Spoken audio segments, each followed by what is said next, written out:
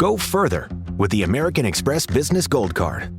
Earn 3 times membership rewards points on flights and prepaid hotels when you book through AmexTravel.com.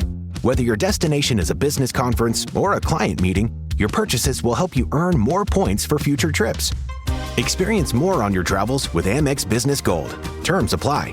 Learn more at americanexpress.com/business-gold. Amex Business Gold Card. Built for business by American Express.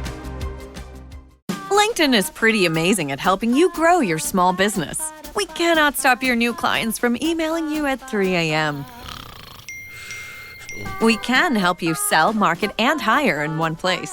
We cannot help you be in 3 places at once. And while we can't help you organize your calendar, LinkedIn can help you land more clients so you have a calendar to organize. Grow your small business on LinkedIn. Learn more at linkedin.com/smallbusiness. AI is moving fast across the enterprise. But without visibility, it's just chaos. Different tools, different models, different teams using AI in completely different ways. ServiceNow turns that chaos into control. With the AI Control Tower, you see all your AI across the business in one place. What it's doing, what it's done, and what it's about to do. So you stay in control. To put AI to work for people, visit servicenow.com. Hello and welcome back to the Cardiff Central podcast. It's heartbreak for the Rags, who fell to a second Super Rugby Cymru semi-final defeat in a row. We'll discuss where it went wrong on the day and what went right over the course of the season for Dan Fisher's men.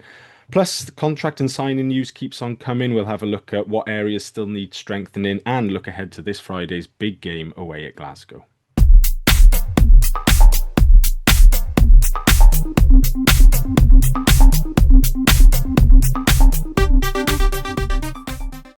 Joining me on the podcast this week, we've got Tony Esposito. Tony, how are you? Hello. Yeah, I'm good. And we've got Harley Worthy. Harley, how are you? Hello, great to be back. Good stuff. Right, we'll start on Saturday afternoon then at the Arms Park, Cardiff 22, Llandovery 30. The Drovers flew out of the blocks with 2 early tries in the first 10 minutes or so before Osian Darwin-Lewis and Ben Fry hit back for the Rags to make it 14-all at the break. Alan Rees put us briefly ahead early in the second half. But Kian Abraham responded with a converted try before 3 Johan Hughes penalties took the game away from the Blue and Blacks. Tony, you were there in between wrestling your kids around the South Terrace. What did you make of the game? Where did it sort of go wrong on the day for us? We didn't start very well, and like you said, they got ahead really quickly, and from there it just felt like we were trying to force too much. Which I guess you get with when you've got younger lads in the backs, and that experience comes from there. It's really disappointing again that we've fallen at the semi-final hurdle, but losing, I think we lost Hud really early, and then obviously we lost Ben Fry in the act of scoring, where he got smashed in the head by a shoulder that wasn't looked at. Looked really serious, but a couple of people have tweeted to say that he's home now, so hopefully it's not as bad as it originally looked. But losing 2 back rowers against Llandovery is really going to punish you, because we could have tried to put our foot down a little bit later if we had that sort of support to come back in. But yeah, like we just panicked a little bit in the backs and threw passes that we probably shouldn't have, and probably haven't been doing for the last 2 or 3 months. So it is what it is, isn't it? Like that for us, that's the whole point of the SRC, is for lads like Harry Wild and Darwin Lewis and Steph and people like that to get experience in knockout games. Because I remember that being a statement in when they originally said about the SRC coming through. It allows younger players to play in a competitive knockout game that maybe they won't get to play in that much at a regional level, and these lads will be stronger coming out the back of it for it. So it's disappointing, but it's been a real success, I think, throughout it all. Like, we're continuing to churn players through and work that way. I can't say more than that for the Rags. They do wonders. So Yeah, it was. I agree. It was a frustrating watch on Saturday afternoon, and I think the main frustration is, like you said, like that hasn't been us from like we struggled a bit at the Yeah. start of the season, but once we've clicked into gear in the league there from sort of December onwards, like that hasn't been us at all. No. The way that we've played, but I think the weather gods are against us a little bit as well because as you're trying to chase the game there, and then the rain starts coming down, and it gets greasy and slippy, and that is not conducive to this type of rugby that Fishy's side is wanting to play, moving the ball quite quickly. But yeah, there was definitely a feel that Llandovery had the upper hand up front, probably linked to those early substitutions a bit, and just generally, I think Yeah. Rags tend not to dominate too many teams in the SRC and rely a bit more on moving the ball. And I think that physical domination, just you could just see that back line. Everyone sort of took a step back. Like Wild was quite deep at first receiver, and then Yeah. everyone else was quite deep off him then as well. And Llandovery were able to just sort of drift and close any space that we were trying to get into quite easily. And yeah, there was also then an element of like, right, we're behind here. It felt like they were wanting to score on every possession. The Yeah. Cardiff side, they felt like they had to like be in this game and be in with a chance to win it, and that probably wasn't even really the case. Like early in that second half, we were, especially when we'd just gone up and we were right there or thereabouts. But they looked like it was constantly like coming from, I think particularly from Steph at 12, it was like, I need to throw the miracle pass here, or I need to get this into somebody in space. When actually, I think we would have been as good just tightening up for little periods, just after we've scored and gone 19-14 up, just be a bit tighter, go through a few phases, kick a bit smarter. And yeah, ultimately, they came back to bite us on the ass then when things got a bit too loose for us. Do you think Yeah. there's? Losing like, oh, sorry, go on, Harley. I was just wondering, do you think there's a sort of mental block somewhere in the car? Because whenever there's like a big knockout game, or you've got, whether it's the seniors or the rags, when in the last few seasons, when it's come to that final hurdle of, either finals or a game which is effectively a knockout to go into playoffs, it just seems to be the biggest mind fart implosion ever. Or do you think it's just, It's or do you think maybe it's not necessarily that it's this it's time, but it's Ireland in a quarterfinal syndrome, is what you're yeah, what you're saying, right? yeah, Yeah, it could well be like not to draw parallels to other sports as they're going on, but I think you see quite a lot of that in the Premier League with Arsenal. Like they've been the best team all year, more or less, and then they've stumbled because of getting that close to the line. You're probably right. There probably is a mentality, and that once they can get over that line once, then the floodgates truly open for Cardiff. Um, I it, just, from my point, just to jump in quickly, I do have a slight concern around that mental block because I think it's not just the Rags in the first teams. I think you look at the under 18s. yeah, I think the last two seasons they've been excellent in the regular season, and then I don't really understand why they do this in the regional age grade, but they just randomly have a playoff then as well, even though there's only 5 teams in the league to start with. It doesn't seem to make a huge amount of sense. But anyway, they do that, and like you look at the under 18s this season, I think it was played 8, won 8. 7 try bonus points or something ridiculous, and then they come into this final against the Ospreys and lose that one. So it looks like from the outside, if you're not following it closely, the Ospreys are the best under 18 team in Wales, but that couldn't be further from the truth. I mean, Cardiff were miles in front throughout the whole mhm, season, and I think I suppose it's the balance between development in terms of like individual development, particularly for the Rags and for the 18s, that they're more conscious on bringing players through as individuals rather than being winning sides, which I think you maybe look at the Ospreys pathway and they're a bit more focused on bringing teams through and winning. And then so that reflects then, I think, a bit in terms of you don't see too many Ospreys players in Wales under 18s and Wales under 20s squad. They don't use as many players as Cardiff do at like under 18 level. Cardiff will go through 50, 60 players, and the Ospreys don't give that many players. So yeah, I suppose it's the balance. It's a slight concern that they're not winning these knockout games, but then the balance, the trade-off then is you have a lot of good individual players coming through, and I suppose you just sort of hope at some point in the first team they will start learning to win knockout games. But yeah, it certainly doesn't help the Rags too much at this point.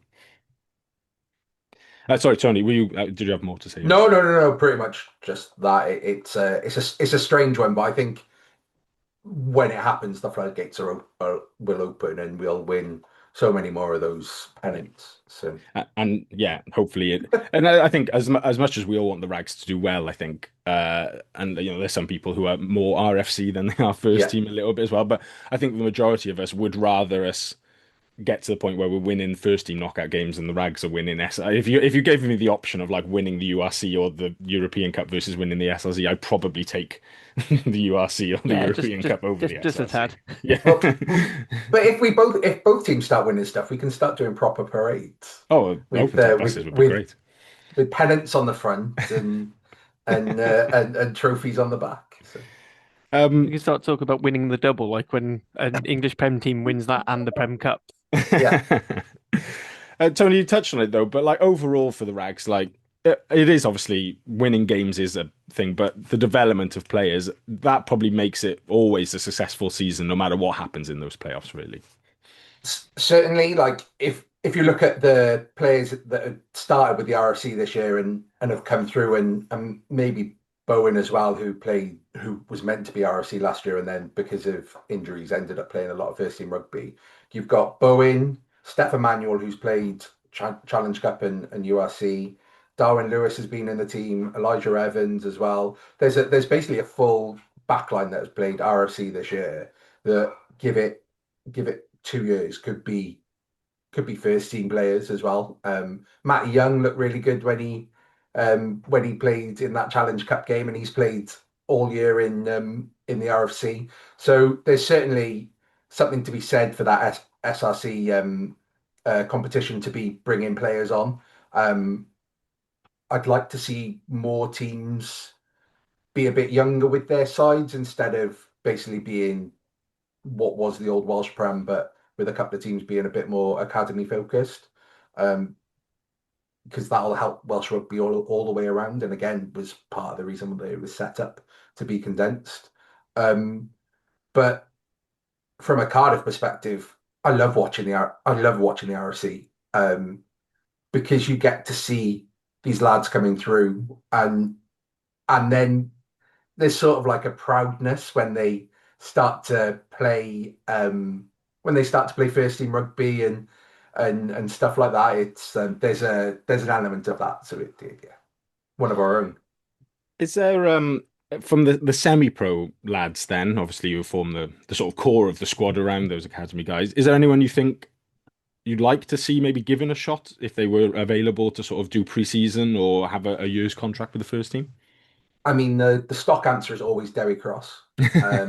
He made a fantastic tackle on a hooker in the second half as well. Or was the first half? But they played a little fancy line-up move, and the hooker broke, and he absolutely crunched him. It was proper good tackle for a winger on a hooker.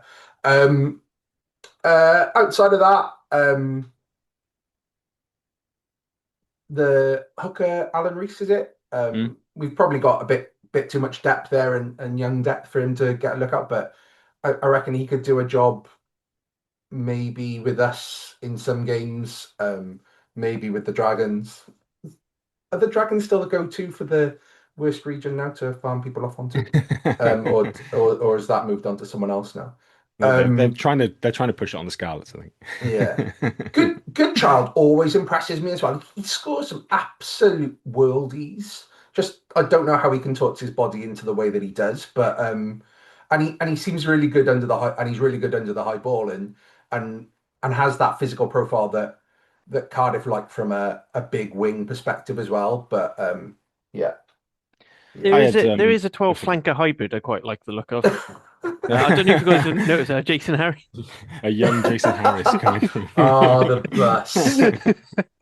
I miss the bus sometimes. I think Ben. I wonder if Ben Fry might be half worth having a look at. I know he went off injured on the weekend, but he's obviously somebody who's been in the professional game with Dragons, and I mean, I think he was a victim of the budgets getting chopped down as well. So he ended up going to America for a bit, and then I think he had some looked really good there. Actually, he looked a step above.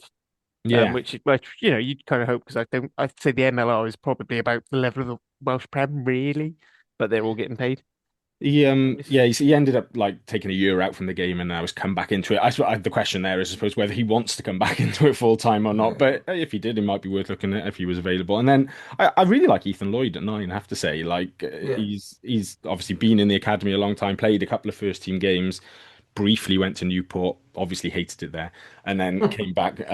But yeah, he got called up. Was it last season? I think he spent a week with the first team and was on the bench. I want to say maybe that Sharks game just before the Six Nations. He might have been on the bench for that one. Yeah, I think, but a new maybe in a new sub, I I think think. I think he maybe came on for like 30 seconds at the end or Yeah, something like yeah, that. it was a Like token thing. Yeah, yeah, but I mean, if you look at our nines, if assuming everybody stays, Bevan, Mulder, and Ali Davis there, then you've got a bit of a gap to Sean Davis coming through. If you signed Ethan as a kind of fourth choice backup, so that Sean Yeah. could just spend the full season in the SRC, because obviously he's missed quite a lot of this second half of the season injured now. Like, I wouldn't be against that at all, to be honest. And I think it would be, we speak quite a lot, and it doesn't always happen about, but like rewarding some of these semi-pro guys with the option of going up to the pro game, it is a good thing in terms of them personally, but also attracting other semi-pros into the rags then as well, to have a clear pathway to go in back into pro rugby or Yeah. into pro rugby for Yeah. the first time. So yeah, that'd be interesting. The other question I had about the game on Saturday, Tony, was we've mentioned that hit on Ben Fry. The refereeing was. We don't like to moan about the refereeing, but it wasn't great on Saturday, I didn't think. He looked out of his depth, which is really worrying because he's a URC ref. I think he's got the Scarlets Ospreys game this weekend, which is an interesting appointment, seeing that he's the son of a former Ospreys fly half. But Dan Bigger, not Dan Bigger, Ben Whitehouse gets uh, Osprey games, and he used to be the groomsman of, or he was the groomsman of Dan Bigger. So maybe if you know an Osprey's number 10, then it's fine. Um, but yeah, he just looked out of his depth. There were multitude of knock-ons both ways that he seemed to just go, oh, we'll carry on. But then sometimes he brought it back. Both teams lived offside. Um, he didn't seem to referee the challenge in the air at all, and there were multiple high shots throughout the game. He seemed to be led quite a lot by the Llandovery number 9, but that's what a scrum half's job is to basically is to get in the ref's ear and make sure all the decisions are going your way. So fair play to him, but yeah, that hit because there was a TMO, wasn't there? Like it looked like he Well, was they talking to said on the someone. TV coverage, they said there was a TMO and they named him, but I didn't see any evidence that there was a TMO in action on the day. Because I'm amazed they didn't look at that. Maybe they just went, "Oh, well, he scored a try, so they'll just move on." But looking back at the replays after, it just looks horrible, especially with how long Ben Fry was down for.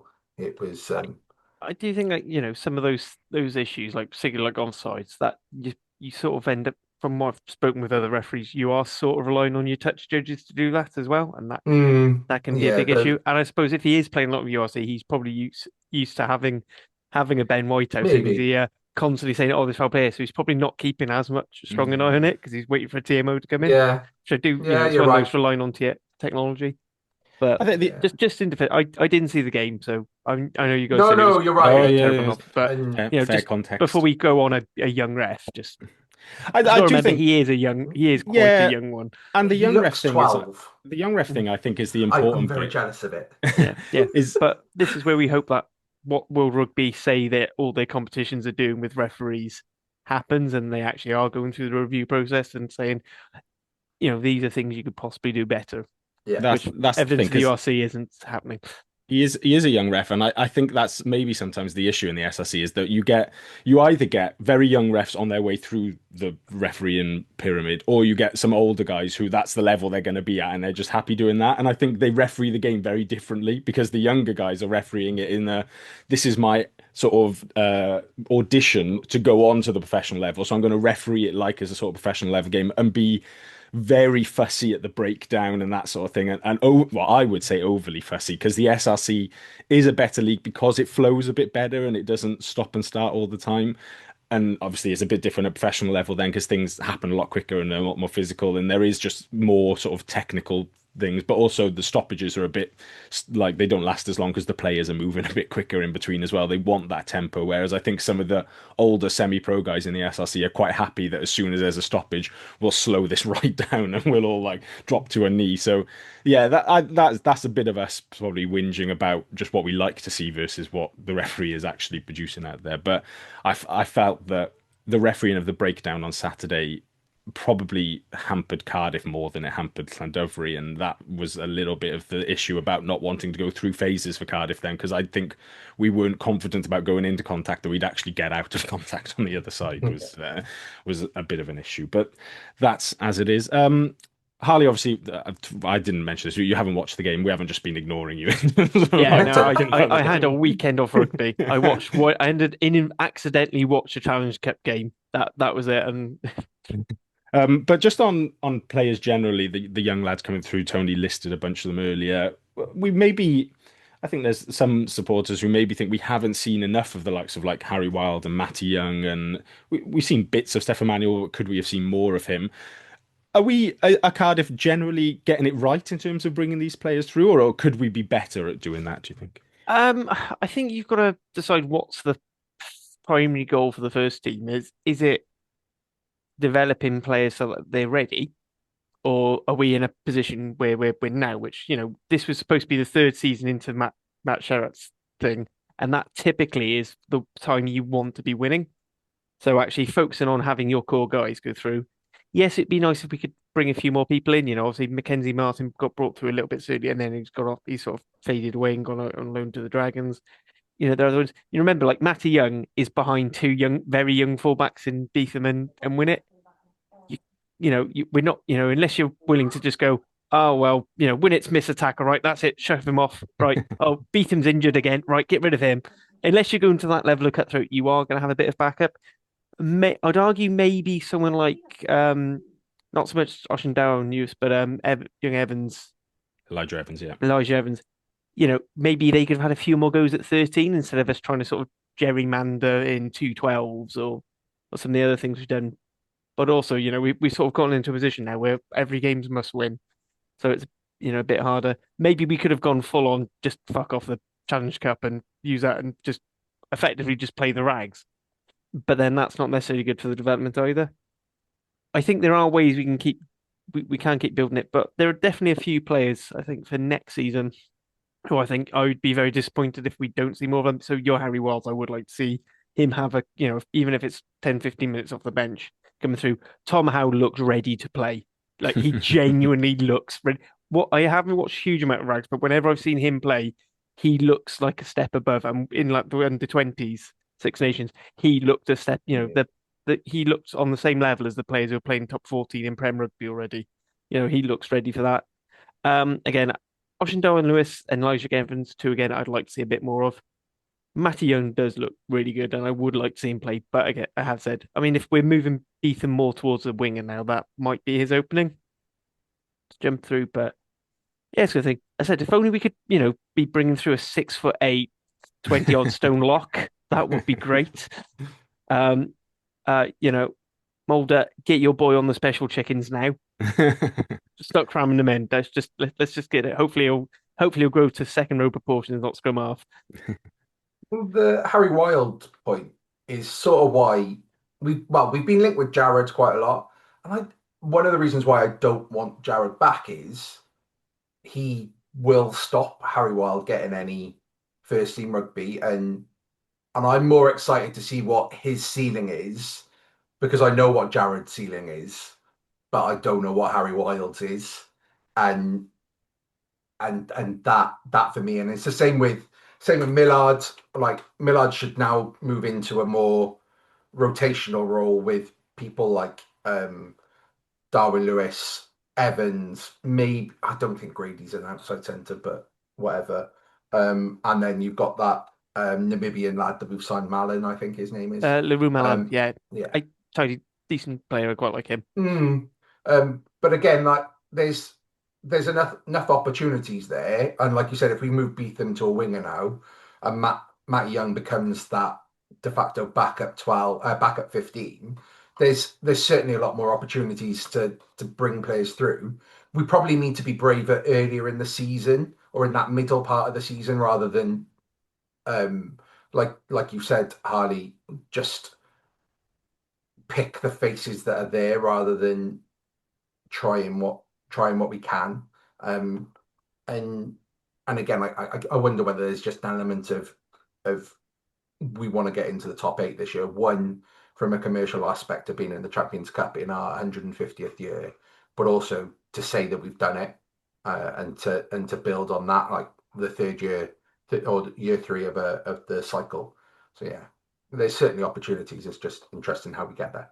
Yeah, that's the thing, isn't it? Is that if you want to get anywhere at the end of the season with the budgets that the Welsh teams have got, you pretty much have to play the best team available to you in every game because every point matters. And there's not. But I do wonder if getting into the Champions Cup next year might open up a few more opportunities to bring some of those young players in because I think generally, if you look at how the last 2 seasons have gone, we've like thrown the Challenge Cup pool stages to a degree with a couple of those games. If we're going to go into the Champions Cup, I don't think we can. That's a bad look, I think, to be sending out a B team in a Champions Cup pool stage. So Yeah, even though everyone some does it. teams do, So yeah, some you just teams be do you it. just.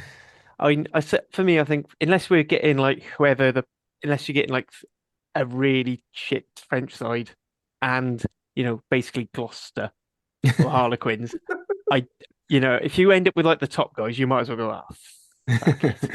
I We'll think I we'll think we'll we'll, we'll run out for the home games. I think we should go You can go still for get that, to and Chapter and then 16 with that. it should allow us to bring some of these young players in. Forget maybe some of the Welsh derbies, over the Christmas period, which we always lose them anyway, as it Yeah, turns out. exactly. We So- might as well throw out the rags for the New Year's Day game. Yeah, why are we sending a strong team to the Ospreys on New Year's Day? but yeah, I do Although think there'll Bridget be might have opportunity. an artificial pitch soon, so we might stand a chance in it. So, Well, they'll be at St Helens on their artificial pitch oh next year. yes, good point. But Well, yeah, I think there'll be opportunities there in that middle section of the season to put a few new faces in, and I think we as supporters should probably be a bit more open. I think we're pretty good on this pod, but just generally, supporters should be a bit more open to, yeah, we might lose a couple of games, but is it maybe better to lose 1 or 2 games with an Elijah Evans at 13 rather than win, but with Rory Jennings playing at 12 next to Ben Thomas out of position at 13? Like in terms of bigger picture stuff, like you'll get more out of losing with Elijah Evans at 13 long term than you will get into the playoffs one season, but with Rory Jennings at 12. I think if you look at Ulster, which I hate to compare us to them because I hate them, but if you look last season was effectively a write-off where they just because a large part of it was budgetary regions, part of it was their coach Murphy coming in as a he's more of a development coach as well, so that's really useful for him. But he basically sacked off a season. Like they still tried and wanted to compete every game, but they focused more on the younger talent. Yes, they've still got a lot of old heads there, but because they lost their budget and they weren't very well off with non-Irish qualified, they went that way. Yeah. So if that's what people want, they want us to bring in all these young people and get, basically say, right, let's get shot of McNally, let's get shot of Jennings, let's make sure Leigh finally retire Halfpenny, and we bring all these young people. You've got to accept that we're probably going to end up fighting the Dragons for 14th. Like you've got to take that into balance. So if you want us to keep competing but bleed them through, it's going to be about you've got to accept a bit of give and take. Otherwise, like one every 4 seasons, just have one where we just finish 14th, but play loads of youngsters and then build them back up again, basically. Yeah. And I with where the budget is, I don't think that's necessarily a bad sort of like plan to have for Cardiff because as much as we would like to, build like around this young squad and then just keep going and keep going. With the way Welsh rugby is at the moment, there's an obvious ceiling there about where we can be competitive wise. Like if the maximum budget that we're looking at this moment in time maybe reaches potentially like 6 million, but who really knows with the WRU? Like it could be like 5.2 or something like that. Well, we're never going to be competing. We're never going to be a team that's going to make playoffs of URC and knockout stages of like the Champions Cup each year on that sort of money. We have to sort of prioritize where we're looking at. Yeah, because people keep saying, "Oh, well, look, this is the salary cap in England," and then forget the extra 2.5 million's worth of extras they get, which they don't give us. The closest we get to a sort of English credit systems actually in the SRC with when you use academy players, because everyone says, "Oh, there's no way Cardiff is going for the salary cap." It's like, yes, because we use all our academy, so they're free. We've only got about 15 players who are actually playing from the SRC budget. Everyone else is in the academy. Yeah, no, good points. No, interesting stuff. But that academy chat does lead me on to the second part of the pod in the news. The first segment of the news is that for the first time, maybe since COVID, I don't really remember the last time that we announced a senior academy squad officially, but Cardiff released the names of the 2026-27 senior academy last week. There's 24 of them, so I'm not going to read them all out 'cause I can't be bothered. But go on the Cardiff Rugby website and have a look at them. It's a very, very exciting squad overall. There's obviously a couple of names that we mentioned still there, likes of Matty Young, Oshandawan Lewis, Elijah Evans will still be seen as senior academy guys, but then there's a bunch of players who've just come out of this season's under 18s as well. Wales under 18 captain Alfie Progodzic is in there. A couple of the fly halves who were part of that dominant team as well. And then there's even a couple of lads like the second row Harry Lewis and the winger, I think his name's Devon Morris. Yes, they're both 16, 17 and are only just going into college rugby. So yeah, a real mix, but a lot of exciting talent. Tony, any sort of standout names for you other than the ones that we've mentioned? The only one that I really want to mention is that Vinay Cleek, Hmm. because his legs look like they're about the size of two of mine stuck together. They are huge. I don't understand it. Yeah, he's the I'm loose head very prop. excited to see him run. The under 18s loose head prop from this season, Vinay Cleek, who's been playing for Glamorgan Wanderers. They tweeted a picture out of him in their jersey, and oh my, he look well. First of all, he looks about like sort of early 30s, I think, like, as a bloke, and yeah, the absolute size of him is mad. But yeah, Harley, any names that scream out for you? I said, I mean, I don't know huge amounts from all this, but yeah, I mean, the fact you said there's a second row in it. I mean, there's Tom Cotland, Bowen, there's also the second row. That excites me just for that because we always need them. If that absolutely massive loose head can switch sides, even better because I think a lump like that, I think he'd be much better at three than one. Just even if he never makes a tackle, carry or pass, and he just solid locks down the scrum, I'd be happy with that. Maybe hit a ruck when when he wants a little lie down. Gabe Williams can't be that far off, can he? He's a second row, isn't he? Yeah, so he would have been first year out of under 18s this year or under 19s. He's been playing most weeks for Cardiff Met Yeah. this season. A bit of Bucks Super Rugby, but mostly in the Championship, I think. But yeah, I wonder if we'll see him. So Ethan Phillips has been in the RAG squad. He's going to move on this summer. Obviously, would have wished him well. He signed for Newport, so we won't be wishing him well. But that means that there's a couple of gaps there, and I do wonder if the plan there is to we got Gabe Williams, Tom Cottle will be back fit next season, hopefully, so they'll be there. Sonny McCabe as well, who's just come out of the under 18s this year and has played a couple of times already for the Rags.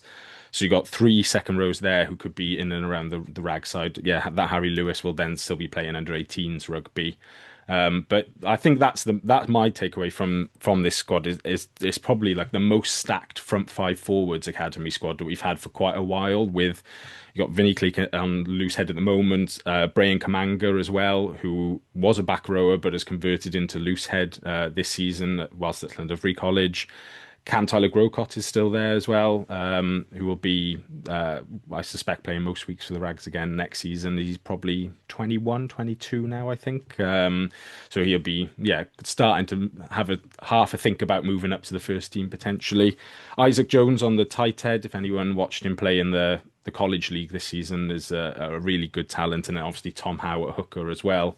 As we've mentioned, is well, yeah, an elite talent. Although there is a question mark over his involvement in the 20s this summer now after the injury he suffered in the quarterfinal for the Rags, which I think would be a shame if he missed out on that because that would be a nice stepping stone into pre-season for him. But yeah, that's the real exciting thing for me is that we're actually producing. Before you could do like a Cardiff under 23 squad, but you'd be like pushing like back rowers into the second row and stuff to make it work. But now we've got a genuine type five coming through for the first time, so that is good stuff. The other pieces of news then confirmed that Corey Domachowski is headed to the Scarlets for the next season. Played 130 odd times for the first team in 10 years at the club. and basically said tough decision, but right time for him to move on and start fresh. Harley, I think that's probably a fair comment for him and for us. Isn't he leaves a hole obviously as a big personality and a good player, but it feels like it's the right time for all parties. Yeah, I mean, at least now all the children's parks around Rhondda will be safe. Uh, Look, he's been absolutely fantastic. He's one of my mum's favorite players. Someone I've always liked. Whenever I've spoken to him after matches, just always quick with a joke. Yeah, I mean, I feel like Reece Barrett's come and taken his chance, whilst Corey's had injuries, and Danny Southworth is just that big impact guy off the bench. And you're just sort of and now we've got plenty of people coming through. It's where does he sit? He's probably pushing to third choice, and the money he's going to be on as a Welsh international, as having Welsh international caps, is that what we want to spend on a third choice? Lou said. Whereas for Scarlets, they're replacing Alec Hepburn, he's probably if he's not starting, he's going to be on the bench most weeks. So he's getting more game time as well. It just seems to make sense for all parties. That said, he is dead to me now.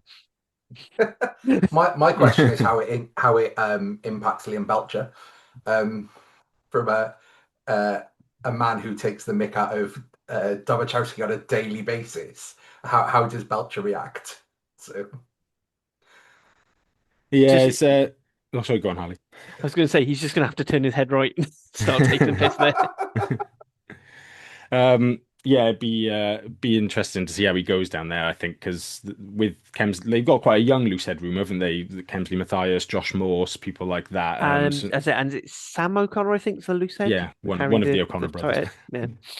But yeah, so I think he'll be great for them. Going in there, being the experienced guy and helping them through. So, yeah, obviously a shame to see him go for us, but it's yeah, I feel like it's the right time for him to move on. The other pieces of news then this week. So we did have some new contracts then on the back of the Domachowski announcement. The club confirmed that Danny Southworth and Kieran Azarati have signed new deals to stay in our front row, which I think good news all round. I think we can all agree on that one. And then they also confirmed the signing of Namibian centre Leroux Milan, who we mentioned as a rumour on the pod a couple of weeks ago. He's started at the Sharks, he suffered a really nasty injury in the World Cup a couple of years ago, didn't he? Playing for Namibia, ended up going to America, played briefly in New Zealand as well in the provincial championship there, and then has gone back to the Sharks for this season, where he's been a squad player, but had decent minutes for them in their back line, mostly playing. Well, he's played most of his career at 12 before this season, and then has mostly played at 13 with a couple of wing appearances this season for the Sharks. Tony, I don't think we've all seen too much of him as a player, but just in terms of him coming in, like, do we have to see him as a 13? Like, we have to hope he's signed as a 13, right? I think so. He that's where we need the basis. My brain's just stuck in a loop of the cynic in me thinks that you mentioned earlier we haven't announced a senior academy since before COVID. We announced a senior academy the day that we announced Leroux Milan.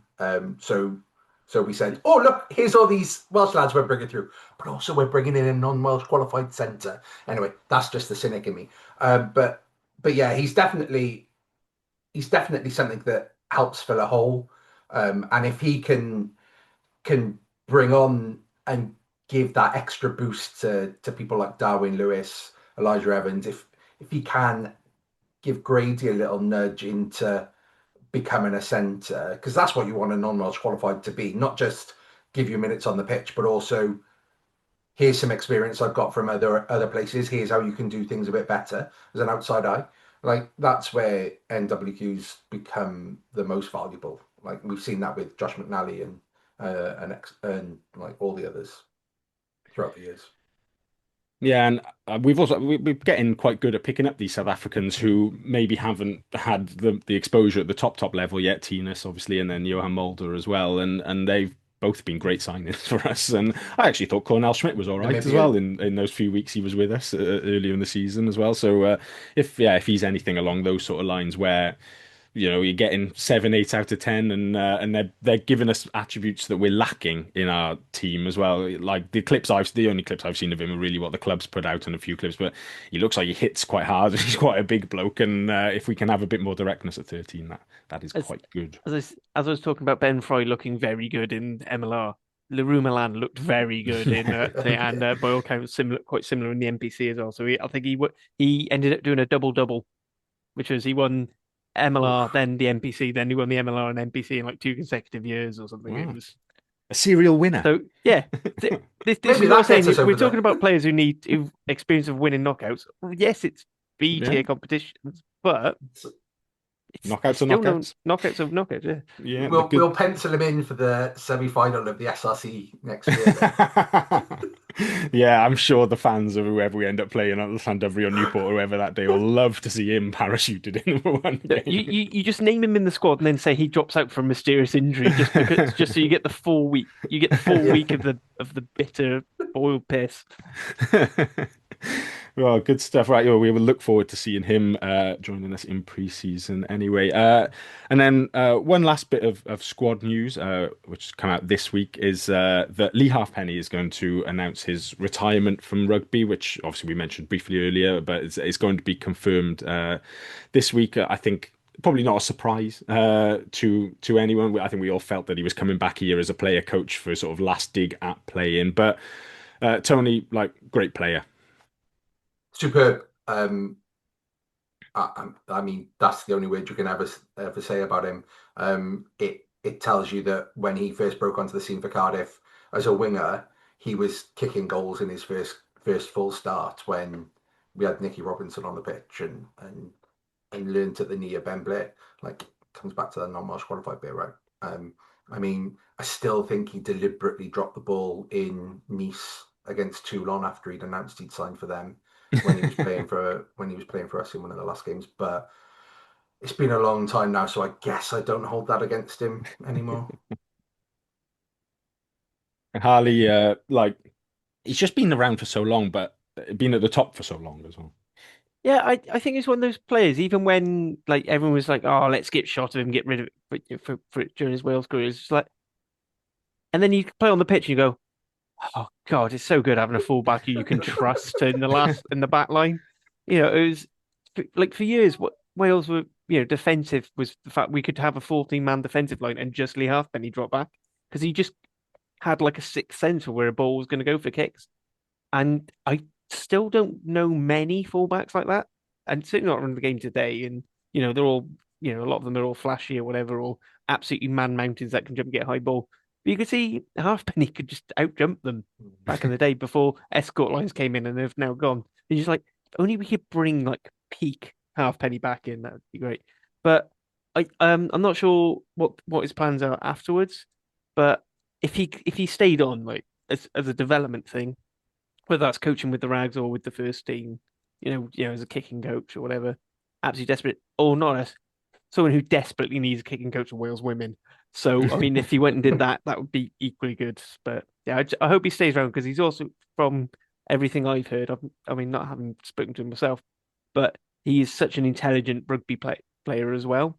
So, having him pass that knowledge on would be excellent for the next generation.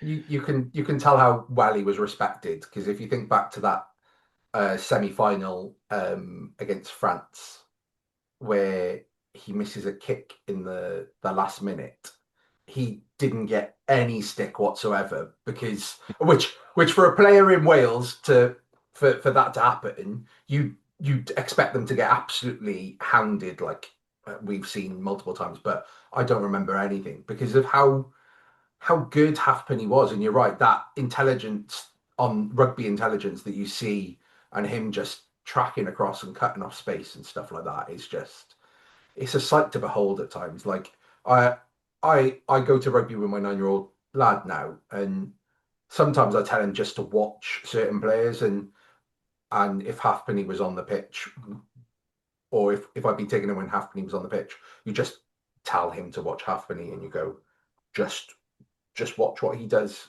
up and down. How he reads the game is just superb. Yeah, I think that 2011-ish to 2014-ish period, he was the best fullback in the world for those like Yeah. 2, 3 years there through that Grand Slam 2012 through the Lions tour, then through that 2013 summer. Just an unbelievable player, and he's had a great career as well. You know, sometimes I just think like, oh, wonder what career I'd take if I was as a professional, and if it was like you start at like Cardiff and then you go Toulon, and then there's Harlequins and Crusaders in there as well, Wales Lions, like you've ticked a lot of the You boxes skipped there. it. You skipped a club there, by the way. Yeah, I don't really acknowledge his Scarlet stint, but yeah, like yeah, a great career and a great player. I think we'll certainly miss him as a player, even this later stage of his career. I think he didn't play too much for us this season, but that if he'd come in, he would have done a job for us at any point if we needed him. And maybe a discussion later, or maybe for next week, more of the final home game about whether we give him a last run out as a player, whether he'd even care for that. Really, he'd probably be more interested in the team winning rather than him getting a run out. But yeah, the only thing I'd say about him staying on is I think it'd be great if Cardiff keep hold of him, but I do wonder if Tandy is going to be Yeah. sniffing around that and getting him involved in the national team as some sort of skills coach up there, because obviously a couple of the guys who were doing it on an interim basis have departed, and I think he went to Japan last summer, I think, with Sherritt, didn't he, as a coach? Yeah. Yeah. So yeah, I think I wouldn't surprise me at all if he suddenly sort of became the new Neil Jenkins in that sort of role with the national I team. But think people were pegging him for that, like even whilst he was still actively, but like an active player in international. They're like, oh, he's just gonna take over from Jinx. it's obvious Surely comparison. kicking coach can't be um that involved. Surely he can do it I part don't know time how long and, did it and be taken with us. Sheedy to have 2 flawless games with us. I suppose the Jenkins is still employed by the WRU as far as I'm aware, because his thing was always that he was like a full-time employee of the union as a skills coach and then worked with the national team as well. Whereas he's not like Tandy or somebody like that, say, or Sherritt or Wilson, where they've got a 2, 3 year contract and then they renew it. So the realistically, and I think Jinx always did this, to be fair to him, is that you work with the national team, but then you get around the age grade squads and you go into Yeah. regional training and stuff as well. And Why yeah, did they never speak to Sheedy?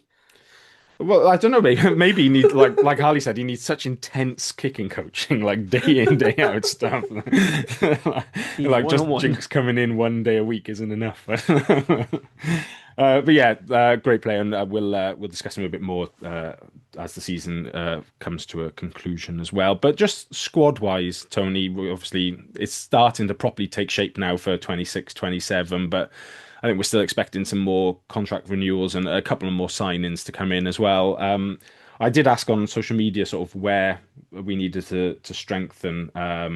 The answers are sort of what you'd expect. I feel like I could ask this one year and then just repeat the answers every year because it's the same few positions. But Rob said second row centres and a big number 8. Ben said if no McNally, then definitely a second row. Mark centres brackets mainly 13, number 8 and second row. Paul said second row and 13. Rob said solid number 8, not a utility player, like an out and out number 8. And to re-sign McNally. And then we had one comment which was to strengthen the coaching team would be one priority still, but also a big Nally second row as well, just because that's the standard answer. I think just on McNally, the word seems to be that we will have one more year at McNally at the moment, so that seems good. But yeah, Tony, would you like to see us still bring somebody in mainly, or confirm a couple of re-signings to bolster a position? I'm right in thinking Falatau's re-signed, right? So no, there's been no announcement about Faletau yet. I think the sort of mood music continues to be that to sway back more towards that he might be staying. I think at one point Okay. it was more he's definitely going to go off and take a payday in south of France or Japan or whatever like that. But that as time I goes imagine the on, last couple of consecutive injuries have probably that's dried up Yeah. those there's been a bit. bit of that, I think. Yeah, and as time goes on, yeah, it seems to be the pendulum swinging back more towards him having one more year. So. He's got a kid around my boy's age as well because we've played against him. So I'd be surprised if he did move on now, just because he seems very much like I suppose someone who you could doesn't have a want to split that year. family up. But I You could have a year it, away it from them, I guess. yeah, well, Not I to say don't that he hates his family, I I, don't know, I, I but don't know. He doesn't seem like that sort of lad, does he? no, I don't think so. And then um, so So whether we sign a number 8 obviously depends on whether we sign Faletau, but we probably still need someone to come in because you've got Alan Lawrence there who's been superb, but maybe if we do want to kick on, we need to just raise that level of what that first and second string players are essentially, even if it is Alan Lawrence and another and not Faletau. There probably needs to be some sort of look there. And then, yeah, second row, who said centre, tight head. I think with the number 8, 9, for 10. me, I think it's an opportunity to finally just fully convert Basham to a number 8. I feel like his skill set's always been more suited to a Yeah, number 8 could be. than a 7, and that sort of frees up that debate.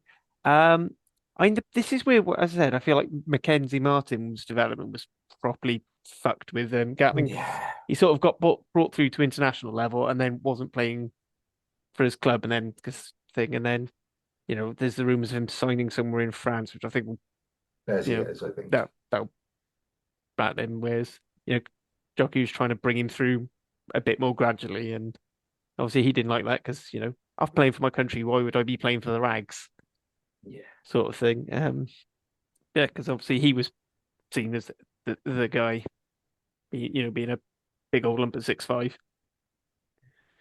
If they did convert Basham to Italy, would we then need to bring in a flanker potentially? Then I'm just trying to like we've got Man Botham, Dan Thomas, but obviously we're losing Donnell is the hole there, isn't it, in the back For row at the me, moment? Donald is the player I think we need to replace more. Is that second row 6 so that we can go to a 3-lock pack if we need the extra physicality, or he's there as adding to our second row 6. I mean, that was the sort of role that we were hoping when the rumours with Christians was Hmm. there, but So Is that if what Big Al is, though? well, Like, if you that's the convert question about Basham, then you've got yeah, Big Al at 6 and 4. is he a genuine 6'4" though, or is he a 6 and then can do a 4 in emergency? I suppose He is the came through as a second row, didn't he? I don't know if he came through, but he certainly played there a bit, like Wales under 20s and stuff. But yeah, it's an interesting balance. I think that's my sort of question around second row and back row is like where obviously because money is an object, unfortunately for us when it comes to signing players. So you've got if McNally stays, the second row you've got McNally, Teddy, Knott, Thornton as your four out and out seniors, and then Cottle sort of somewhere in the grey area between the rags and the first team. And then back row, let's say Faletau does stay. The only loser from there is Donnell. You've got Basham, Faletau, Lawrence there. You've got Mann, Botham, Thomas as a flanker, and then De La Rua there is also sort of in a bit of a grey area at the moment between the first team, but maybe slightly more towards the first team he needs to be now as like a slightly older player. But I think that strikes me back row wise as we're probably a little light there because just the injury rate in the back row is so mad, and a couple of those players in particular, both of them gets injured quite a lot. Faletau is a lot injured, so I wonder if they're gonna, if Faletau does stay, they maybe keep Basham as a flanker then, and still look to sign another number 8 and see Basham more as a 6'7", rightly or wrongly, whether that's their thinking, or then they like if Faletau does stay and they still sign an 8, they see Lawrence more as a 6 and do that way, and then just sign one more second row. So we don't have a 4-6 hybrid, but we just have enough cover generally as second row by itself and back row by itself. I don't know if that would that be acceptable for us, I suppose, just as a general question out there. yeah, I feel like I think we've proven this season that only 4 senior second rows is a bit of an issue for us. Because basically as soon as one went down, that's it. Then those 3 have to play every week, and then another one goes down, and now we're in Alan Lawrence trying to play second row, or Evan Reese playing second row. I'll be honest, when he was playing for, he didn't look too out of place, so perhaps he's someone we could bring up as a flanker to sort of cover that space. I feel like we're missing. This is where, once again, we should never have gotten rid of Will Boyd because he would never be a Wales international, right? But you basically could plug him in any, almost in the way sort of like Josh Navidi and James Botham have in the past. He will play the position you need him to play, and and he just sort of adapts for that. But if we could find another one of those, that'd be great. But I said for me, I'd say a second row six would, for me, I feel like balance, particularly the sort of game Van Zijl's tenderness towards. It's more about physicality. I feel like our 8 options already are quite good. I feel like, if you're looking at depth chart, you start off with Alan Lawrence, Tame Basham as your sort of impact. Then you can always bring both of them on there, who probably isn't as dynamic a carrier, but it still will make you your hard yards. Yeah, it's interesting to see what it also obviously depends on what players are available, I suppose, as well. Because, yeah, it is interesting. The outside centre now, Tony. Obviously, a lot of people mentioned 13 with Milan there now. Do we feel like you can carry that in? Like, obviously, Cardiff probably will sign a couple of wingers just because that's what we do. But do we actually need to strengthen the back line at all with new signings now Milan's come in?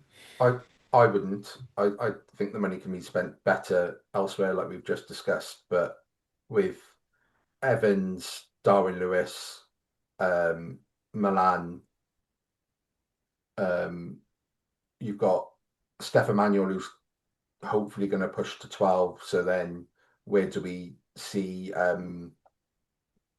What do we see with Ben Thomas? Is Stefan Manuel just a direct replacement for Ben Thomas? You've also then got Beetham that maybe they might look at pushing him, but you're right, he's probably more of a winger. So I think from an outside centre perspective, we're probably in a this is what we've got. Spend the money in the front forwards, because forwards win you matches, backs tell you by how much, right? So.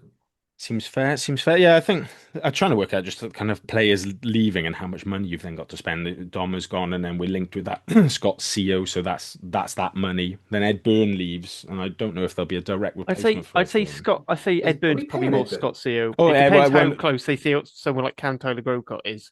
Yeah, or Joe, or Joe. Either way, it's just one loose head coming in with 2 going out, so that opens up a bit of money to spend somewhere else then, and you've got the Donnell money to spend as well. But I suppose what we don't know money wise is how much extra money some of these re-signings are on as well, when we're contracting young players who are stepping up into being first team guys for us, or stepping up into being test level players. They're obviously commanding a bit more money when they do that then as well, so that takes up quite a lot of the budget as well.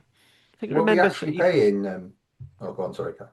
I was going to say, because I'm pretty sure it was either towards the end of last season or just before the start of this season, Jockey was saying that the plan for this season that we're in was to keep ourselves at the 4.5 million budget. So that, and then they were going up to the 5.2 next season, which I'm guessing that's what they were budgeted in for, like the academy players jumping up. Yeah, that's true. And if that's what they've done, actually very clever, to be fair, like a good way of using that money. Sounds almost too clever. I don't know. Not sure if that's going to be taken off, but yeah, I do think Darren Allinson as head of recruitment is doing a very good job and retention and stuff, and they are building a good squad there. So we shall keep an eye over the next few weeks as announcements continue to be made and react as and when. But for now, we'll move on to the final part of the pod and look ahead to this Friday's game against Glasgow. It's Glasgow v Cardiff at Scotstoun, away from home, 7:45 kickoff. It's on Premier Sports and also on BBC Two. I noticed that Scrum 5 have picked it up. I suppose being quite competitive means that suddenly terrestrial television comes back in for you. So they're going to be showing that live on Scrum 5, so you don't have to have a Premier Sports one for this, as the Scottish away games usually necessitate. Glasgow are doing quite well in the league at the moment. They are, I think, the first or second. I actually haven't looked at the table. Second now, are they? Not getting any points out in South Africa. Yeah, so they've had a good season, but the wheels have come off the last 3 weeks almost. They lost 2 heavy defeats against the Lions and the Stormers, and then they also got knocked out by Toulon of the Heineken Cup the week before that as well, which I think certainly plenty of pundits and maybe themselves internally were tipping themselves to challenge a bit later in the competition than that. Head-to-head wise, terrible record that we've got against Glasgow generally, but we haven't actually played them for ages. I was saying to the guys off the pod, our last game against them was in October 2024, which is last season, but sounds like it should be so many years ago than last season. But There was a 36-52 loss at the Arms Park. That one, our last win against them was in March 2022, and we beat them 32-28, also at the Arms Park.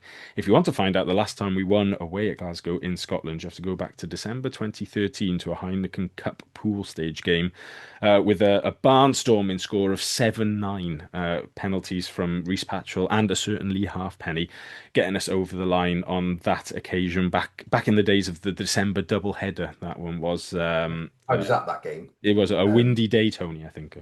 yeah, I was at that game. It was not long after I met my now wife, and I told her I was going to Glasgow to watch rugby. And apparently, they watched the game at her house with her parents. I was seen on telly multiple times, and my now mother-in-law said, "Well, at least you know he's not lying about where he's gone." Some nice Scottish people gave me mulled wine because they thought I looked really cold because I was just wearing Under Armour and a Cardiff top. And I woke up covered in mud, couldn't remember why. And then it flashed in my head that Sam Hobbs had given me a big hug after the final whistle when we'd won because we were cheering so much. So yeah, good When memories. you say you were in a jersey and Under Armour as well, were they bright pink ones? Was It might well have been a bright pink one, yeah, with a maybe a cowboy hat at that time as well. So and the current I was Mrs. going to say, Esposito still hung around. yeah, waking up, I'll be honest, waking up covered in mud it sounds a lot like my 2013 as well. Good stuff. Right. Yeah, moving into the game then. Harley, on a Glasgow perspective, will they feel like they're sort of on a downward trend, or will they be able to sort of write off, oh, we've just been pumped in South Africa, but sort of everybody sort of suffers that and they'll want to get back onto it with the playoffs approaching? I think there'd be an element of that, but I mean, and you got to remember is their coach is pretty good at getting the best out of their players, even on lower thing. But they've been struggling with injuries. Like, we thought we had it crisis in the second row. They literally had none for the last like 2-3 games, and then both their first and second choice scrum halves, uh, came up have been out injured for a while, so that's impeded their game a bit. That said, I haven't seen anything that says they're back, which might give us a little bit of hope. And this was supposed to be their year to properly challenge for the Champions Cup, and they were not sending certain players to South Africa, and they were resting in the URC before that to try and win, and then they ended up losing a home game. Yeah, I can't remember if it was to Toulon in quite brutal fashion. So I think hopefully they've got a bit more of a hangover of that, but I can't imagine Franco Smith's going to be allowing them to lick their wounds too deeply with that one. The other question I asked on social media this week was about whether Cardiff do have a sort of genuine aim at going into the top four now. With the way the league has ended up going these last few weeks, it's not just looking over our shoulders at who's eighth, but I mean we're only 5 points off first place, bizarrely, with 2 games to go, which I don't think anyone would have predicted. There's sort of a little mix of answers. Mark just said yes, why not? Rob said we should go all out for it, and that's see what happens. Paul thinks 2 solid performances could be enough to see us into the top four either way. But then Lloyd went more realistically in his wise that we just get 1 win and sort of just have to hope other results go our way. Then in that front, Tony, like we are there or thereabouts going into the final 2 weeks of the season. We obviously do have a nightmare run of the 2 top teams at the moment in terms of running. But is there any reason why we can't go for it at this point? no, but also we need to be wary of where Ulster finish. Because if Ulster win the Challenge Cup, they get Champions Cup qualification, which means I think if they finish ninth, for example, the team in eighth wouldn't get Champions Cup qualification. So we need to really make sure that we finish top seven. I'm sure that's what I read, that basically the eighth place team would miss out if Ulster finish outside the top eight. So we really need to make sure we're picking up points to finish higher enough that we can get into the Champions Cup next year. And at this point of the season, I don't think there's a question of should we go all out, because I think Harley mentioned it earlier. At this stage of the year, you can only go all out because of the size of our squad. Like, we have to go full team because that's all we got left. I suppose the question though is you pick the starting 15, like the strongest 15 or 23, but if you're Cornel Van Zyl, are you sending them out at Glasgow to say, right, we're going to keep it tight, we're going to try and win this, we'll kick penalties and we'll, play sensibly and try and get the win?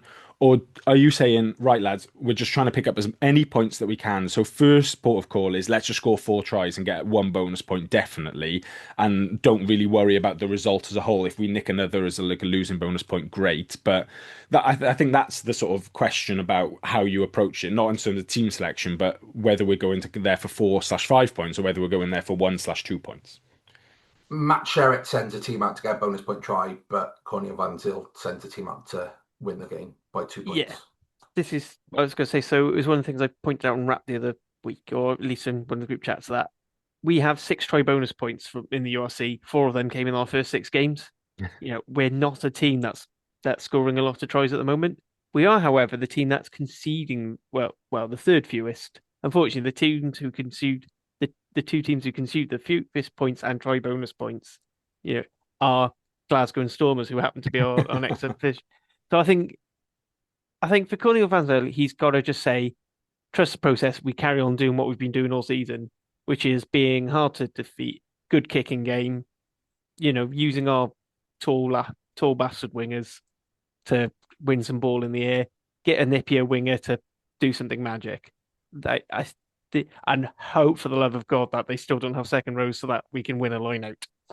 Because that's basically that's going to be the way through. Well, our lineup's good now. It was good. I'm not touching wood.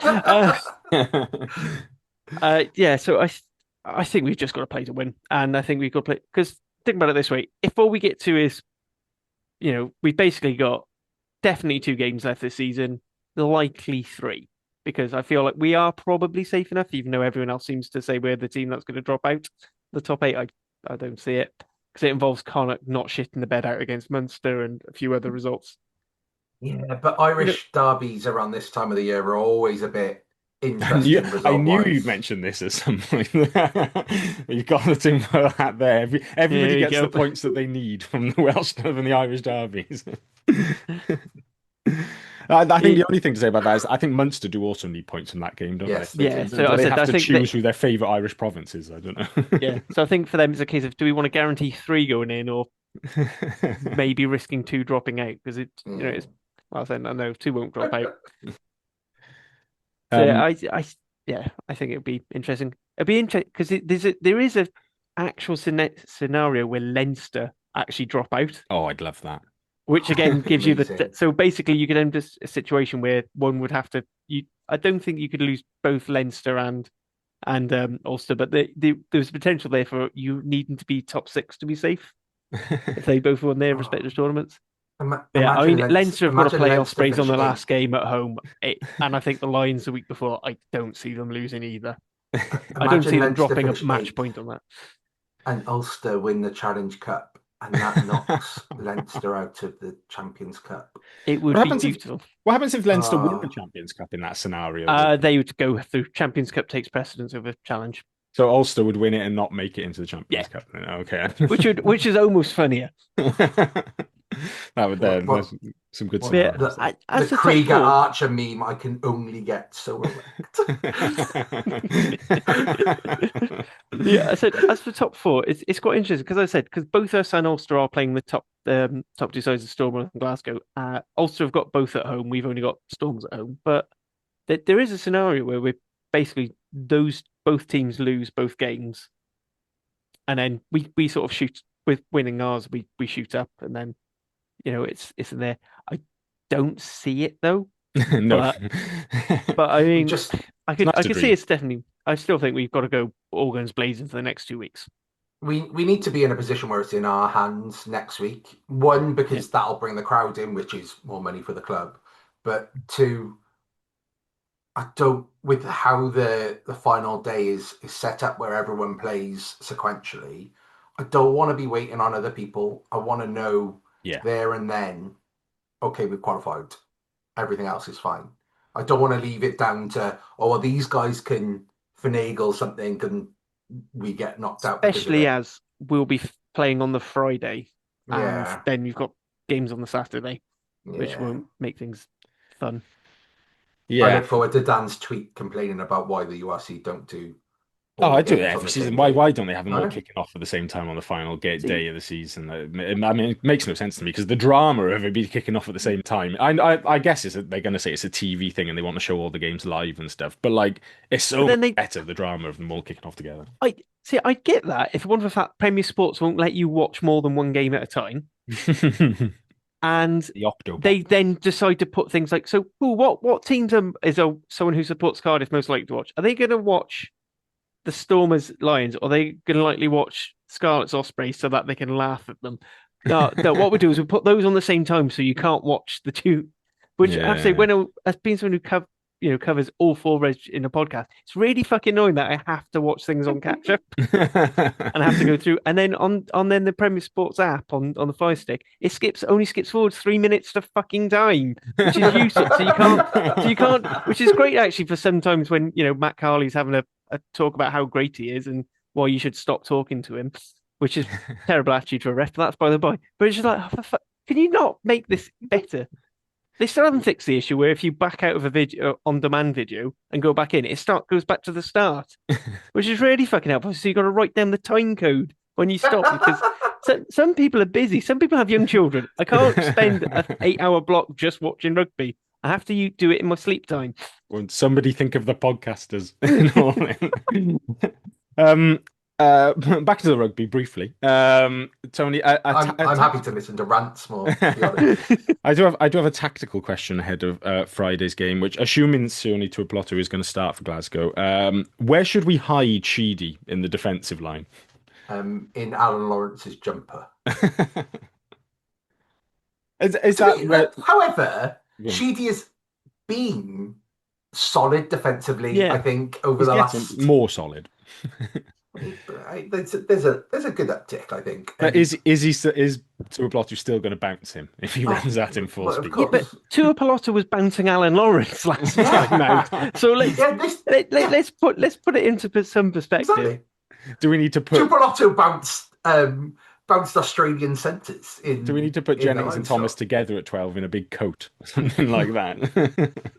Is that where it could be won or lost though for Cardiff, Harley? Do you think like that power game that Glasgow? I know they've got a few injuries and stuff, but they are still like a big direct side before showing off some of the skills that they do possess out wide. It's potential. I mean, I think it is still a weakness of ours. I think the Bulls and the Ospreys, the two teams where we haven't stayed within 7 of the games we lost, sort of show that. Stard as well, another one where we basically got out muscled. But I do think that is particularly some of our last few games. Teams have been trying to hammer away at us and trying to outmuscle us, and we've held off. So I think that is a sign that as a defensive unit, the team's getting a lot better. As for hiding Sheedy, I think Leinster have shown that having a weak tackling 10, just hiding him out on wings and stuff is a terrible idea because teams are smart enough to just do a kick pass to him and just run through them. Which, to be fair to Sheedy, as Tony said, he's not the revolving door he was. He seems to have gotten a lot braver in defence, which all you can ask really. I'm not expecting him to, basically put in a Tinas to be a send a line's tight head prop 4 meters back and straight onto his ass, but. That was Johan Mulder, wasn't it? Not Tinas de Beer. No, Tinas de Beer's done it. I think he's done it to a different. I think he's done it. I know Mulder did it this season, but I'm sure I've seen Tinas de Beer he tackles everything that way. Mulder did it to the one that's. If he was a couple inches taller and a few stone heavier, you'd be a brilliant 7. Well, that's probably the answer, though, right? Like you have Sheedy there, but you have Basham or whoever just shadow him around the pitch defensively. So wherever Sheedy goes, he's got a back row forward next to him. Well, let's get on to team selection then of who that might be.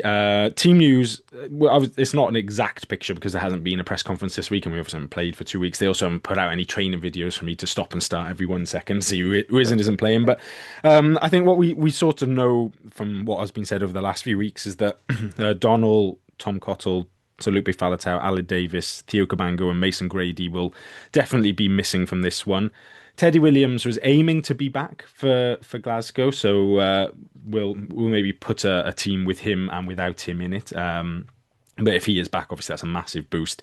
And then I think that the one major unknown is Harry Millard at 13. He picked up a muscle injury, I think, and it was a few weeks it was going to keep him out for. And I mean, few weeks, depending on sort of who you ask in rugby terms, means anywhere from sort of 2 to like 9. So yeah, if he is or isn't, we'll consider that as well. But guys who've missed out the last few weeks, like Josh Adams, Steph Emmanuel, back in, James Botham and Alex Mann, both were missing against the Ospreys. They're both expected to be back for this one as well. So be good to get a couple of them available. And it certainly is a better looking injury picture than it was like 3 to 4 weeks ago going into those Welsh Derby games. Harley starting up front then. What would be your starting front row for Glasgow on Friday? I think the tried and tested Barrett Azarati and as your props, and then Belcher as captain starts at hooker. As much as I'd quite like to see Evan Lloyd or Dav Hughes get a start, I don't see them not starting Belcher. Tony's second row then, if Teddy is fit, is it as simple as Teddy McNally back together again? I don't know how you hide people. I never think that putting people on the bench to ease them back in is particularly the best way to sort of bleed people back, because if somebody gets injured in the first minute, they're playing 79 minutes. That would be my worry. I would start. I always think you start the lad coming back, because then you can manage when he gets taken off. And I mean, that was the Dai Young thing, wasn't it? In his seasons, he'd start players who were injured, and then had someone to come on who could play. He used a tombola for when to make substitutions. So I'm not saying that bit was good, but I like the idea of you start the injured player because you can always bring him off for someone fresh, which also would affect how I do my bench, whether or not he's here or not. Yeah. When Dai Young was first in charge, me and my mates had drinking games where when the team was announced, you would pick who was coming on in what minute, and then that would be part of the forfeit. Anyway, yeah, if it's not Teddy, if he hasn't made it, Thornton or not? You go not. Not, I think. Even though Thornton, he's a bit line bigger. out wise, yeah. This is a game where it's like, do you go size or line out? Really, I suppose, isn't it? Like, not, and then is not the bench option still if Teddy is fit, or is Thornton still the bench option if fit? I would have Thornton if Teddy's there. Controversially, I'd have both. If Teddy's there, I would go with 2 second rows just in case you need to come on as a 6-2. Yeah, 6-2, and Not has played a fair bit. Not necessarily for us, but he has played. He did play a lot of 6 for the Dragons, so it gives you that versatility to push him out if needed. If we want a little bit more, and also then it gives you extra line out. Yeah, so that you have the 3 jumpers there. For me, it's going to depend how much they've been training these sorts of combinations at line out time, just to make sure everyone knows where they're going to course. Because I did feel like at times, particularly when our line out wobbled against Scarlets and in South Africa, it seemed almost like players didn't really know what they were doing and they weren't used to playing with each other. Yeah. It's going to make my reading of the team a nightmare now. That was it's Teddy McNally, but if Teddy's not there, it's not McNally, and it's Thornton, and it's not. But if it's not Thornton, it might be not. Shall we just be optimists and assume Teddy's in? Let's go with that. We'll say Teddy's there. Back row then, Harley, with pretty much everybody other than Faletau available. And Donald, I suppose, but we haven't had him for such a long time now. It doesn't feel like too much of a loss. Who was your starting trio back there? So I'm mainly thinking line 8. I'd start Alex Mann at 6. Also, he's just energy, just pure energy. I'm inclined to go Botham 7, Lawrence 8. And then I'm looking at someone like Basham as your sort of like full impact off the bench. But I'm very happy to be talked around for anyone else, like Dan Thomas starting or whatever. Yeah, Tony, any strong thoughts on that? The only thing is, Dan Thomas and how well he's played the last couple of games. I wonder whether he deserves to keep the shirt, and then you go from there. But then before Harley started talking, my brain was thinking Lawrence at 6, Mann at 7, and Basham at 8. Oh, large. But I think Harley convinced me that it's Man, Lawrence, and I would probably go Dan Thomas rather than yeah. Yeah, Maybe I'm both of them as your bench guy then, maybe. yeah, Mm, I'm happy with that. It's tough on Basham because he's played well for us this season. Like he's mm. not done anything wrong, but just like and it sounds ridiculous because like Man and Botham was like the starting Wales flanker duo, so you'd think they should obviously be the starting flanker duo for Cardiff as well. But Dan Thomas has just been so good. Like it's just, and also he scored that really funny try against them last time where he pushed the 9 over and scored. It is my main highlight of that, other than the whole Cardiff midfield being a revolving door for Sione Tuipulotu. So He's yeah, got just farmer strength, so try that again would be quite funny. Yeah, I'm happy to go Man, Thomas, Lawrence, and then and Botham on the bench. I think also because Botham did. It was a HIA, I think, that he picked up for the last game. Botham. So the only question mark there I have is he probably is available. You've cleared the 12 days, but I think it would have been in the middle of this week somewhere. So exactly how much training he will have done going into the game is a slight question mark on that one, as well. Halfback then. I mean. Mulder and Sheedy seems to be the obvious one. I don't think there'll be too much argument in that regard. Tony, then centres. I mean, Thomas probably at 12. If Millard is fit, is it him at 13? And if not, if he's not fit, who would you like to see at 13? if Millard's not fit, I'd like to see, coming back to the previous conversation that we were having, Evans given a go, maybe Darwin Lewis, but I appreciate that Millard is probably the safer option in that position. If I think the question mark would be, and I don't think any of us would necessarily select this, Harley. I know you almost certainly wouldn't. But the suggestion that I had heard was that if he hadn't run into Stefan Manuel and suffered a head knock before the Scarlets game, was that Josh Adams may well have started at outside centre against the Scarlets. Harley, for those not watching, is being sick of the screen. But could you see that? Could you stomach that, Tony? I could see it. I think it would probably get the same sort of reaction as when they announced Jennings and Thomas as a centre partnership. But Yeah, we won't pick it I in see our the team. purpose of. I see why people would want Adams at 13, but I just if Adams is playing, I want him on the wing. Is there any part of you that thinks Harley later in his career now, Adams, obviously that was a couple of years ago, the initial 13 stuff, that he could there is any sort of George Northness in there that he could make the switch inside? I mean, potentially, but I think it's one of those things that I think I hated it, particularly for Wales, because it was just so out of nowhere and they brought him in.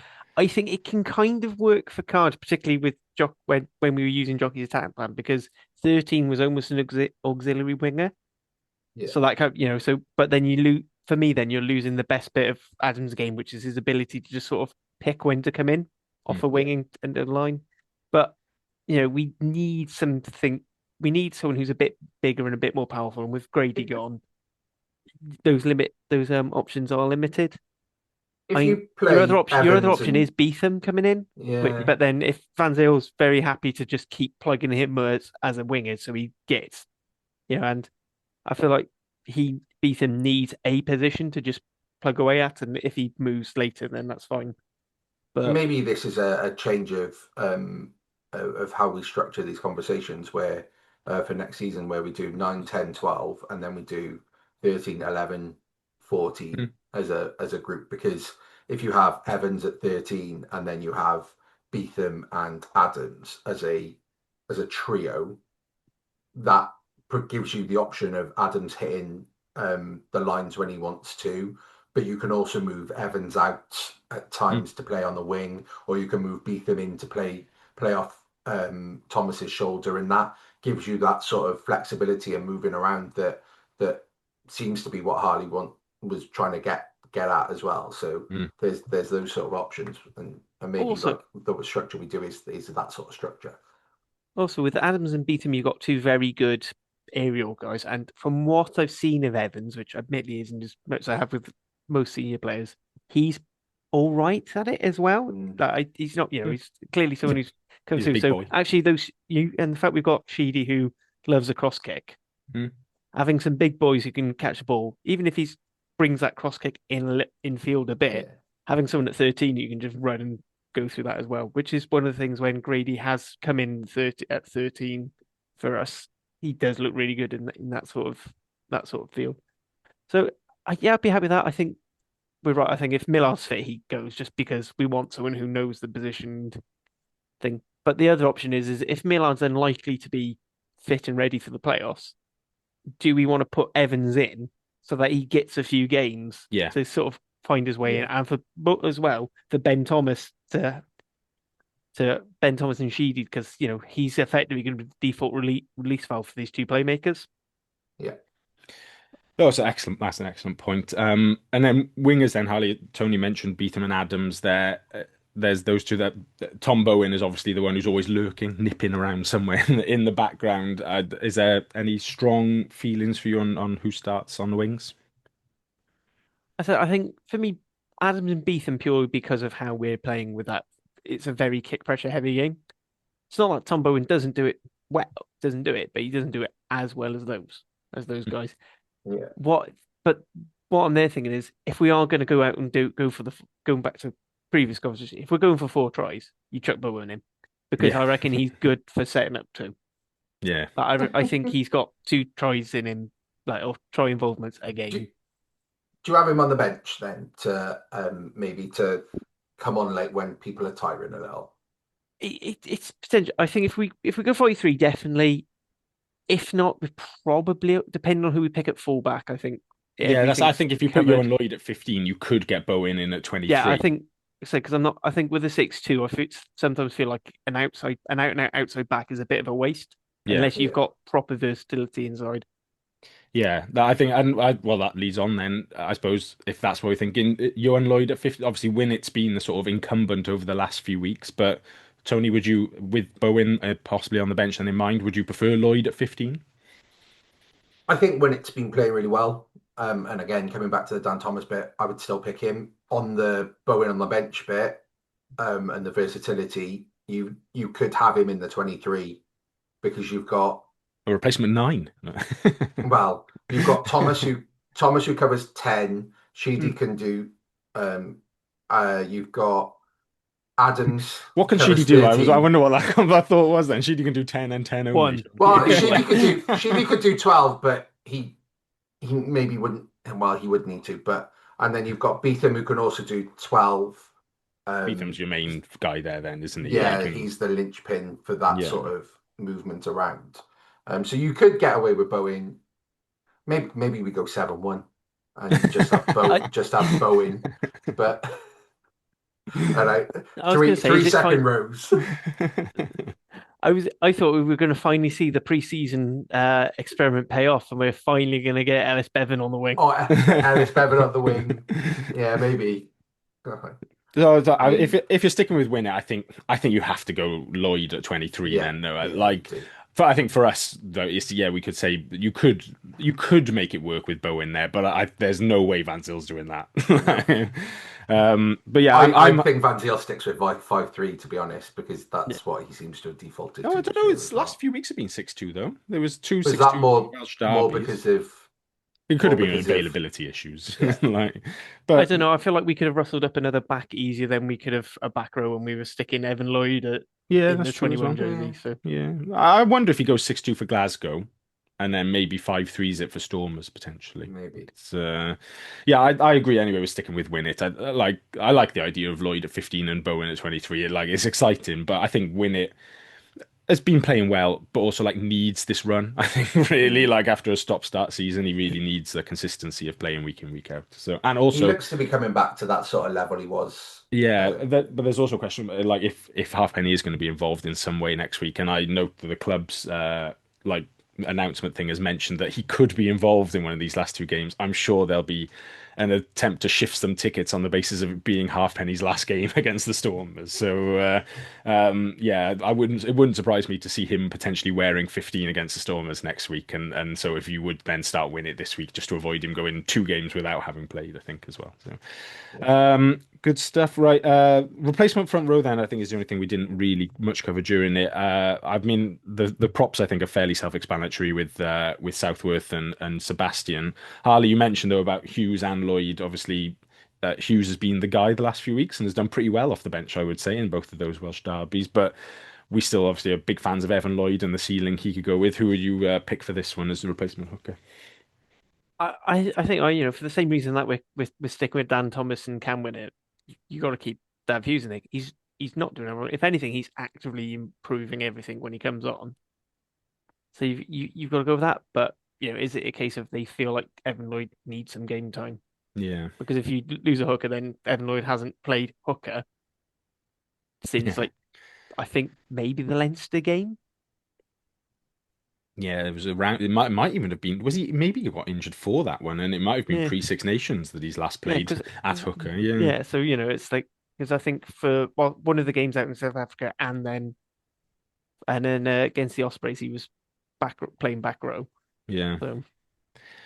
Yeah, it's interesting. Like, that's a tough decision I think for Van Zyl because Hughes has been really good off the bench, but Lloyd is the future. I think it might actually be the toughest. I think hookers might be the toughest one to pick because there is a world where he tells Belcher, "Look, we're going to rest you for this one for the next game," and then he picks both of them. Yeah, I don't see. And I wouldn't be against that either. I have to say, if that was the call, I'd be all right with that. I think at this point, but we shall let Van Zyl make those really, really tough decisions who actually goes out. The team that we've gone for, though, just to go 1 to 23 quickly: Barrett, Belcher, Azarati, Teddy, McNally, Mann, Dan Thomas, Lawrence, Mulder, Sheedy, Adams, Ben Thomas. We've got Millard if he's fit, Elijah Evans if he's not, Beetham, Winnett on the bench, Hughes, Southworth, Sebastian, Thornton, not Botham, Bevan, and Lloyd, which I think that's a pretty strong 23 from where we were a couple of weeks ago with team selection. That's all I had on the running order for this week. Any more for any more? Anyone got any other business that they'd like to raise? Just fuck Y11. I think that should just be a relatively consistent standing item. The pod. Yeah. I think I noticed on Twitter the Rags have announced their end of season awards dinner, which is going to be end of the month. But cool. I'll be honest, I didn't check the details enough for that to find out. Well, there you go. Breaking news as always. Half-assed breaking news. Got none of your money back. Well, maybe that's your thing now, Harley. Like, Simon's the weatherman. Steve's the weatherman. I'm the tinfoil hat, and you're the half-assed breaking news. Something's happening somewhere at some point. Good stuff. Thank you, Harley, for joining me. Cheers, Tony. Thank you. We'll be back next week looking back on the Glasgow game and ahead to that Stormers game. But until then, thank you very much for listening. Goodbye.